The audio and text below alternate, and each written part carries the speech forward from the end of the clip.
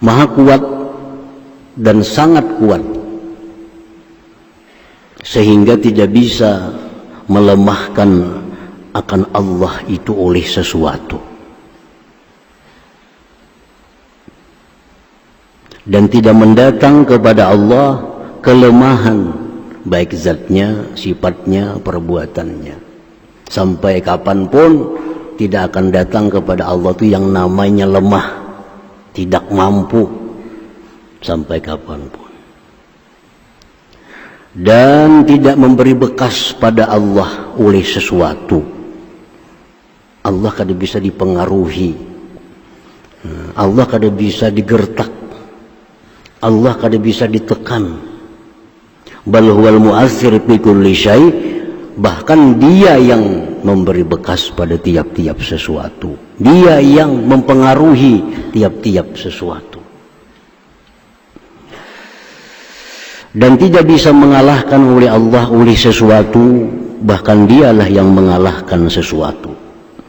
Yang dia kehendaki pasti terjadi, yang dia tidak menghendaki tidak akan terjadi. Itu sudah kita bahas pada setengah bulan yang lalu.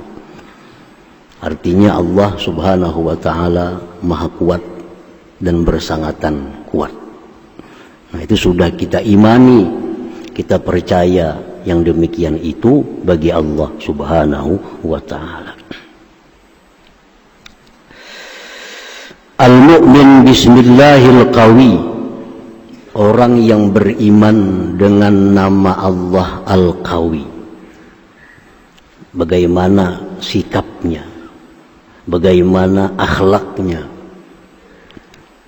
kalau sudah beriman bahwa Allah itu maha kuat, kalau sudah percaya Allah itu maha kuat, akan menimbulkan akhlak kepada diri kita. Apa yang ditimbulkan oleh iman kepada nama Allah Al-Qawi yang maha kuat itu? Ayyakuna abdan qawiyya. Orang yang beriman kepada nama Allah Al-Qawi yang maha kuat, maka dia menjadi orang yang kuat. Dia menjadi orang yang kuat. Lianna Allah Ta'ala yuhibbu abdahul qawi, karena Allah mencintai hambanya yang kuat itu. Allah mencintai hambanya yang kuat. Kama qala Rasulullah sallallahu alaihi wasallam, sebagaimana sabda Rasulullah, al-mu'min al-qawi khairun wa ahabbu ila Allah minal mu'min ad-dha'if. Rawahu Muslim. Ujar Nabi kita, orang beriman yang kuat. Orang beriman yang kuat lebih baik, lebih disukai Allah daripada orang beriman yang lemah. Bagaimana kita supaya kuat? Kita mesti percaya dulu bahwa Allah itu maha kuat. Nah, para muhibbin rahimakumullah, kuat apanya? Allah suka kepada kita kuat, bukan kuat makan, bukan kuat mengangkat barang, bukan kuat begadang malam. Yang dicintai Allah itu orang beriman yang kuat. Apa yang kuat? Nah, para ulama mengatakan Allah mencintai hambanya yang kuat itu, pertama, qawiyun bil iman, kuat imannya. Imannya kuat. Imannya kada mudah tergoda. Imannya kada akan mudah goyah karena ada ancaman atau godaan. Kada bisa goyang imannya, kuat. Nah, itu maksudnya. Yang pertama adalah mukmin yang disukai Allah, mukmin yang kuat iman.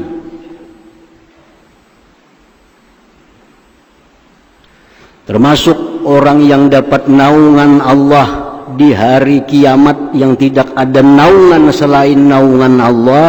Siapa? orang yang digoda berbuat maksiat, digoda untuk berbuat zina, padahal yang menggoda ini orang yang dia cintai, tapi jawabannya inni akhafullah, aku takut kepada Allah. Nah ini kuat iman. Digoda berzina oleh orang yang dia cintai, tapi dijawabnya inni akhafullah, aku takut kepada Allah. Nah ini contoh kuat iman. Kada bisa digoda dan kada bisa ditekan. Dalam sejarah Islam, laki-laki pertama yang mati syahid Yasir bin Amir, orang tua dari Ammar. Yasir ini orang tua yang masuk Islam dengan Rasulullah. Dia beriman kepada Rasulullah. Dia ditekan, dia disiksa, dipukuli, tetap dia mengatakan Allah. Akhirnya dia disiksa, dipukuli, meninggal dunia. Inilah syahid pertama. Nah, kada bisa ditekan imannya, tetap percaya kepada Allah. Yasir bin Amir. Nah, kemudian ada perempuan pertama yang syahidah di dalam Islam, Sumayyah bintu Khayyat, istrinya Yasir. Disiksa oleh Abu Jahal, dipukuli sampai kemaluannya ditumbak.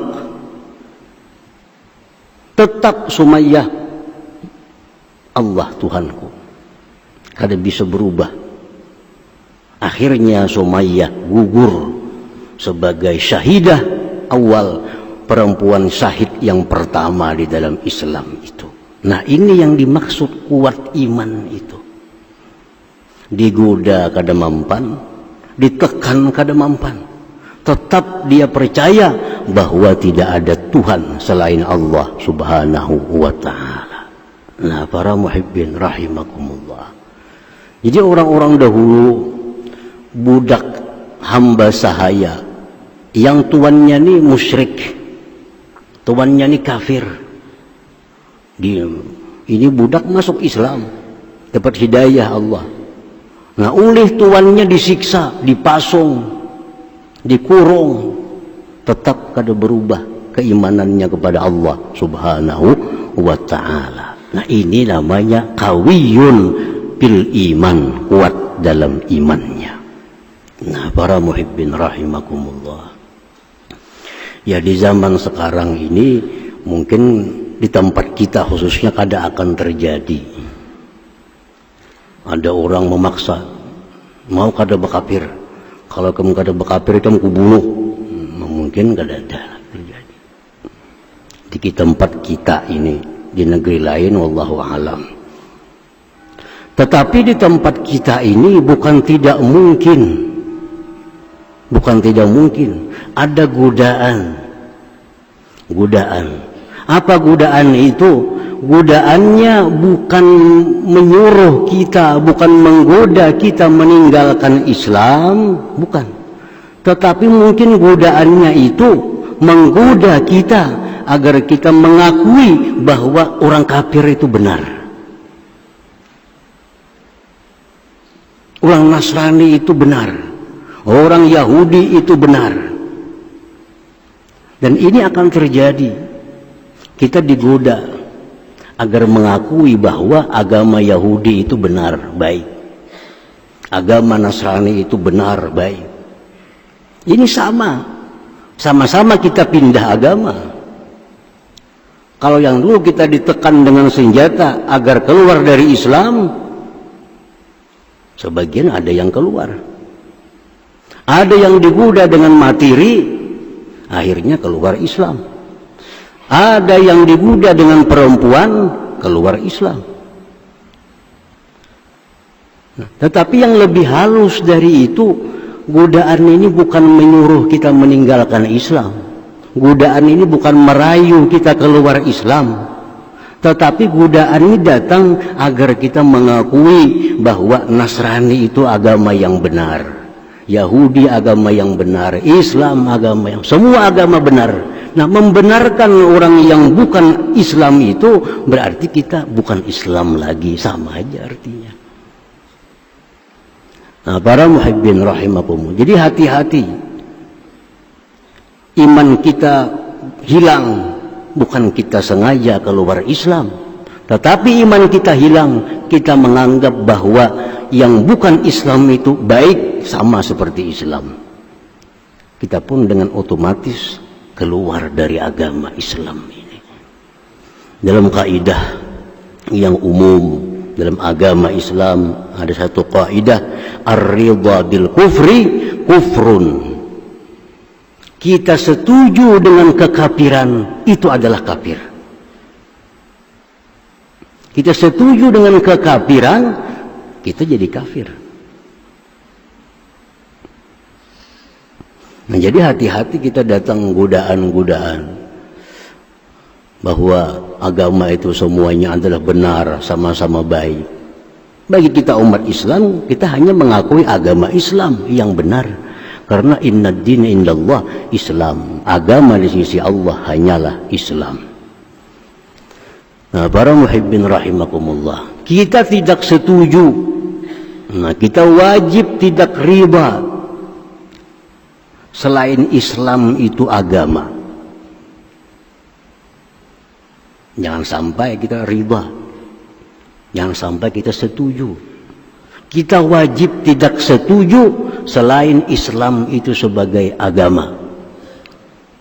Tetapi tidak setuju kita kepada orang yang bukan Islam itu bukan berarti kita harus berperang dengan mereka. Bukan berarti kita harus bermusuh-musuhan dengan mereka. Bahkan kita disuruh untuk berbuat baik kepada mereka. Ini sebelahnya orang bukan Islam. Kita wajib tidak riba bahwa dia ini bukan Islam. Hati kita kada katuju lalu nang sebelah ini agama kada Islam. Itu wajib. Tetapi kita wajib pula berbuat baik kepadanya. Nah, kenapa kita berbuat baik kepadanya? Apa tujuannya kita berbuat baik kepada yang bukan Islam? Dakwah, mengajak mereka agar mereka itu suka, agar mereka itu tergoda dengan Islam yang kita bawa ini. Jadi kita memberi orang bukan Islam duit, kita memberi mereka itu makan, bukan berarti kita setuju dia bukan Islam, tetapi itu dakwah kita agar mereka terbuka untuk masuk Islam. Nah, para muhibbin rahimakumullah, dakwah bilhal, dakwah dengan keadaan. Dikisahkan Imam Sahal bin Abdullah At-Tustari, imam besar di sekitar abad kedua. Di sebelah beliau ini ada orang agama lain, rumah berdimpit lawan orang bukan agama Islam. WC yang non-muslim ini bila malam merimbis ke rumah Imam Sahal nih, karena banyu WC itu mengalir ke dapur kepajijipan Imam Sahal nih. Jadi setiap malam Imam Sahal ini menanai wadah dari limpasan WC tetangga yang bukan Islam nih. Karena subuh hibak wadah tuh dibuang keluar. Bertahun-tahun kadada Imam Sahal ini menanggur sebelah rumah, oh tuh WC baiki, kadada. Malam diandakin wadah, subuh hibak dengan kotoran majusi sebelah agamanya, karena subuh dibuang sidin. Nah, satu saat Imam Sahal ini garing, sakit mendekati kematian. Sidin panggil tetangga sebelah nang bukan Islam tadi ke rumah. Ujar Imam Sahal, wahai tetanggaku, coba kita lihat di dapurku tuh, lihat di pejijipanku. Dibawa ke dapur. Nah itu WC ikanku sudah bertahun-tahun limpas-limpasnya ke rumahku nih. Aku tiap subuh membuang. Kenapa aku hanya raja madahkan lawan ikan bertahun-tahun ini? Karena aku ini parak sudah mati. Mungkin aku mati, anak buahku bisa kada tahan lawan itu kina. Jadi sebelum aku mati baiki itu. Baiki. Karena aku mati, anak buahku bisa kada sabar. Kalau aku masih sabar, kada apa-apa aja sah. Nah, si muslim ini mendengar itu terharu. Ya Syekh, wahai tuan guru, mudda yadak, sorong tangan pian. Sini tangan pian. Diambil tangannya oleh si majusi tadi. Asyhadu an la ilaha illallah wa asyhadu anna muhammadar rasulullah. Macam inikah akhlak orang Islam. Macam inikah kelakuan orang Islam terhadap non-muslim. Nah, jadi kita berbuat baik kepada non-muslim itu bukan berarti kita setuju bahwa dia kada Islam, bukan. Tapi kita berbuat baik kepada mereka, dakwah kita. Inilah Islam yang mesti dipeluk oleh seluruh manusia. Inilah ajaran Islam. Nah, jadi kita kuat iman. Kada akan bisa berubah iman kita ditekan, digoda untuk mengatakan bahwa semua agama itu benar. Kita kada akan berubah. Tetap yang benar itu di sisi kita hanya Islam. Selain Islam kada benar. Dan kita tidak riba dengan agama selain Islam. Itu hati kita, hati. Tetapi pada anggota zahir kita, tetap kita bersikap baik kepada mereka. Sayang menyayangi, hormat menghormati, dalam rangka dakwah mengajak mereka ke jalan Allah Subhanahu wa ta'ala. Nah, para muhibbin rahimakumullah, itu dimaksud kawiyun pil iman, kuat dalam iman. Kada mudah tergoda. Apalagi dengan 100.000, 200.000 tergoda. Itu kemana iman harganya 200.000? Nah, ini mesti kuat iman ini. Para ulama menjelaskan kaifa taqwiyatul iman. Kayak apa iman kita supaya kuat, supaya kada mempan digoda, kada mempan ditekan. Kayak apa cara memperkuat iman? Ujar para ulama mengatakan memperkuat iman ini satu, pahmu asma'illah al-husna, mempaham asma'ul husna. Nah, pahami asma'ul husna ini mulai Allah, Ar-Rahman, Ar-Rahim. Nah, pahami satu persatu, maka iman kita kepada Allah akan kuat jadinya. Satu itu, pahami bujur-bujur asma'ul husna. Yang kedua, tadabbur ayatil Qur'anil Karim, merenungi ayat-ayat Al-Qur'an. Bukan hanya dibaca, tapi direnungi ayat Qur'an itu maknanya satu persatu, akan menambah kuat iman kita. Yang ketiga, al-iksar minaz zikri wad du'a, perbanyak zikir. La ilaha illallah, la ilaha illallah, banyak-banyak itu akan mengukuhkan iman di dalam hati. Banyak-banyak berdoa kepada Allah, Allahumma qawwi imani, ya Allah kuatkan imanku, menambah kuatnya iman. Nah, yang keempat, at-tafakkur fi ajaibi khalqillah, tafakkur tentang keajaiban ciptaan Allah Subhanahu wa ta'ala. 4 hal itu kita lakukan, maka iman kita akan semakin kuat. Nah, semakin kuat. Kalau sudah iman kita kuat, godaan macam apa aja untuk menggoda kita, iman kita kada goyang lagi. Nah, pahami asmaul husna, renungi ayat Quran, walau Yasin nanti renungi makna-maknanya. banyak zikir, doa, tafakkur tentang alam semesta ini. Nah, itu hasilnya akan memperkuat iman kita. Nah, para muhibbin rahimakumullah. Yang kedua yang dimaksud mukmin yang kuat lebih disukai Allah dari mukmin yang lemah. Pertama, kuat iman. Yang kedua, qawiyun bil ibadah, kuat beribadah. Kuat beribadah. Banyak orang yang kuat lari, tahan lari 10 km. Kuat mengangkat barang. Kuat main tinju.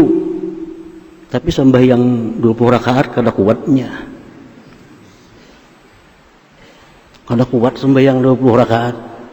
Membaca Quran itu sajus kada kuatnya.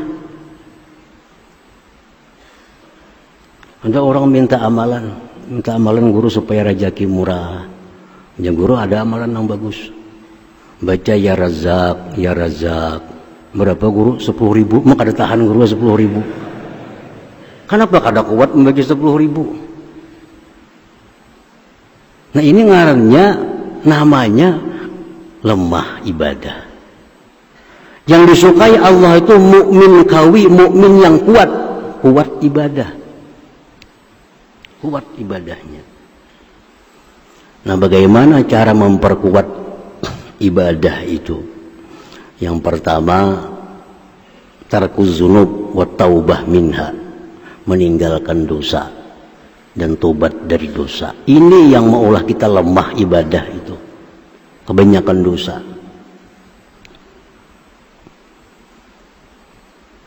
Seorang laki-laki datang kepada Imam Hasan Basri di abad ke-1 Hijriah. Wahai Imam, ulun ini hendak sembahyang tahajud. Sudah ulun siapakan dah. Banyu untuk qada hajat, banyu untuk wudu, semuaan sudah siap. Tapi kena bangun tengah malam, hendak bakami benar Nampak kami berabah pulang. Padahal pas sejadah sudah diurak, sejadah sudah dibuka, baju disiapakan. Bangun tengah malam kami guring pulang. Kenapa kada hendak mau sembahyang malam tu kada kuat? Ujar Hasan Basri radhiyallahu an, zunubuka qayyadatka. Dosa engkau yang memasung engkau. Orang sembahyang tahajud itu kada akan bisa kalau banyak dosa. Kada bisa. Tahajud itu orang bersih. Maksudnya tahajud yang istiqamah. Menang banu itu kada kawa ditangguh nih tuh. Banu bangun, banu kada. Ini yang istiqamah. Yang bisa rutin tiap malam tahajud ini kada bisa kalau kada orang yang bersih. Nah, jadi ini dosa ini membuat kita lemah ibadah. Jadi kalau hendak kuat beribadah, tobat kepada Allah, tinggalkan dosa. Yang pertama itu. Yang kedua, supaya kuat ibadah itu aklul halal, makanan yang halal. Makanan halal. Nah, sebab makanan halal akan menimbulkan tenaga yang halal. Maka dia akan cenderung kepada ibadah. Kalau yang kita makan ini haram, menjadi tenaga yang haram dan tentu sukanya kepada maksiat terhadap Allah Subhanahu wa taala. Nah, coba akan aja kita kalau selama ini kada mampu baca Quran sekali duduk 2 juz 3 juz, kada kuat kita. Macam-macam kesemutan lah, batis pinggang lah sakit, macam-macam. Kalau sudah 2-3 juz baca Quran, tapi kalau melihat TV 3 jam kada apa-apa, kuat saja pinggang kita nih. Berarti apa? Kada kuat ibadah. Nah, periksa aja. Ada 2 sebab. Mungkin makanan kita haram atau kebanyakan dosa. Itu yang maulah kita kada mau kuat ibadah. Nah, yang ketiga, apa yang dimaksud oleh Rasulullah orang beriman yang kuat lebih disukai Allah dari orang beriman yang lemah? Pertama, kuat iman. 2, kuat ibadah. Yang ketiga, qawiyun fil idrak, kuat dalam nalar, kuat dalam memperdapati. Kalau orang yang idrak, nalarnya ini kuat, dia akan mudah membedakan mana hak, mana yang batil. Mudah. Oh ini batil, oh ini benar. Kalau dia kuat idraknya, kuat nalarnya. Kita ini kesulitan kadang-kadang membedakan mana bujur, mana salah. Kesulitan. Karena yang bujur kadang-kadang pinakaya yang salah. Yang salah kadang-kadang model macam yang bujur. Lalu kita sulit membedakan. Kenapa sulit membedakan? Karena idrak kita lemah. Bagi orang yang idraknya kuat, kada susah membedakan ini jahat, ini baik, ini buruk, ini baik. Nah, para muhibbin rahimakumullah, orang yang lemah idrak, nalar, lemah, dia kada akan bisa membedakan, mana ajaran yang baik, mana ajaran yang sesat. Kada kau membedakan. Akibat kada bisa membedakan, lalu hidupnya terumbang-ambing kemana arus, kemana orang. Karena dia kada punya sikap, kada punya pendirian, mana yang salah, mana yang benar. Nah ini bahayanya kalau orang idraknya lemah. Kemana angin, ke sana. Angin ke barat, ke barat. Kada punya idrak. Dia sulit membedakan mana ajaran yang benar, mana ajaran yang sesat. Mana ulama yang baik, mana ulama yang jahat. Kada bisa membedakan. Kenapa? Ulama yang baik pakai surban, ulama yang jahat pakai surban. Ulama yang baik pakai jubah, ulama yang jahat pakai jubah. Ulama yang baik hafal Quran, ulama yang jahat hafal Quran. Nah kalau kita punya nalar yang lemah, kita kada akan mampu membedakan mana yang baik, mana yang kada. Mana yang bujur, mana yang kada. Tapi kalau idrak kita kuat, kawiyun fil idrak, kita mudah membedakan ini ulama yang benar, ini ulama yang kada benar. Idrak kita kuat. Nah kalau kita idrak kada kuat, umbang-ambing kita bila orang banyak ke sana banyak ke sini, ke sini. Kenapa? Karena kada punya idrak, kada punya mata hati yang tajam. Nah membedakan mana hak yang batil itu kada bisa dengan informasi, kada bisa. Informasi dari ini, informasi dari A, dari si B, dari si C, dari media massa, dari media sosial. Kita kada akan bisa membedakan ini yang baik, ini yang kada baik hanya dengan informasi. Kita bisa membedakan ini yang baik, ini yang kada baik dengan mata hati kita. Kalau mata hati kuat, walaupun kita kada ada informasi siapapun, kita bisa membedakan, oh ini yang benar, ini yang salah. Nah itu kawiyun bil idrak. Ini yang disukai Allah. Orang itu kuat idraknya, tajam mata hatinya. Nah bagaimana caranya supaya idrak ini kuat? Bagaimana caranya supaya mata hati ini tajam? Para ulama menjelaskan untuk menajamkan mata hati itu adalah tahliyatul qalbi anis sifatil mazmumat wa tahliyatuhu bis sifatil mahmudah. Itu caranya. Membersihkan hati dari segala sifat tercela, sombong, dengki, dendam. Bersih hati dari itu dan diperhiasi dengan sifat yang terpuji. Kalau hati kita bersih, hati kita berhias sifat yang terpuji, maka hati kita akan tajam, nalar kita akan kuat, kita akan bisa membedakan ini yang benar, ini yang salah. Nah kawiyun bil idrak itu. Nah para muhibbin rahimakumullah, kita banyak bisi partai. Berapa partai? 20 ke partai kita nih yang dipilih. Semuaan baik, membangun Indonesia, membangun ini, membangun. Semua partai itu programnya bagus. Cuma kalau kita punya idrak yang kuat, mata hati yang kuat, kita akan tahu partai mana yang benar-benar memperjuangkan umat Islam itu. Kita tahu. Kalau bisa dibunguli, mata hati kita akan menunjukkan inilah partai yang memperjuangkan Islam dan umatnya. Ini panggirnya aja yang lain nih. Nah, programnya sama, orangnya baik-baik, semua orangnya penampilannya bagus, meyakinkan. Tapi kalau kita punya mata hati yang bagus, kada kau didustai, kami panggirnya aja nang bujur ini. Nah kalau kita kada punya mata hati yang tajam, kada punya idrak yang kuat, kena tak bawa arus. Orang banyak kasih itu, umpat kasih itu. Orang banyak kasih ini, umpat kasih ini. Orang ke neraka, umpat juga ke neraka. Nah kenapa? Idrak kita ini yang perlu diperkuat. Nah jadi mukmin yang kuat lebih disukai Allah dari mukmin yang lemah.